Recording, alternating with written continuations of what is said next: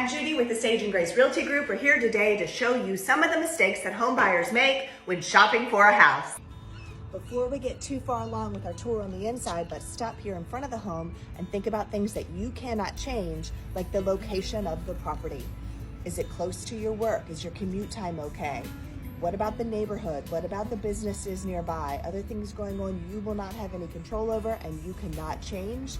Make sure you keep those in mind before you fall in love with the inside. Is it a really busy street? Can we hear the highway in the background? Is there construction happening or new businesses being built? I'm thinking about those things that a home buyer might not think about and might overlook. We are in hundreds of homes every year, so we look at things differently than first-time home buyers or even people who've bought numerous homes before who aren't in real estate day in and day out. While home buyers are often attracted to pretty shiny things, we're keeping an eye out for other things. Are the floors level? Do the ceilings have any water spots? Are there any stress fractures on the walls? Every foundation has a little bit of movement that it can withstand, but if we see excessive cracking, that may be a house we walk in and walk right back out of.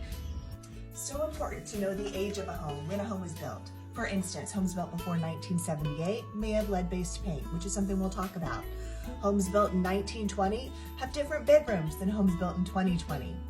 Important to know when a home was built because there's so many things that are going to come up, from heating to cooling to electrical and the plumbing systems. Many homes are built with these pier and beam systems. That means if someone needs to go in and update some plumbing or electrical or the heating and cooling, it can be really easy to access these systems. Now, some homes are built on a slab foundation. That means a lot of the plumbing and electrical is buried in the slab, and those repairs can be more costly. Another big consideration for home buyers are the big ticket items like the heating and cooling unit. These things can last 20 years or so if they're taken care of. And one of the things that you can do is make sure you change your air filter about once a month. Also have it serviced at least once a year or maybe twice a year by a qualified technician.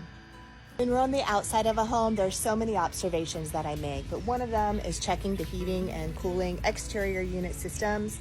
On a train, for example, you can check the age by looking at the serial number on the side. That will let you know if, 10, 15, 20 years old, they reach their maximum lifespan so that you can plan ahead and budget accordingly. When someone gets a home under contract, we always recommend having a professional home inspector give everything a once-over. They'll check the plumbing, the heating, the cooling, the electrical, the appliances. Now, it is a non-invasive inspection. That means things hidden in the walls or underground they can't necessarily see. So there may be additional inspections we want to consider. Termite and pest inspections are fast and easy inspections that can save you headaches later. Also, older homes that have cast iron plumbing, we can get a sewer scope for those, additional inspections to see if they are past their prime and need to be updated.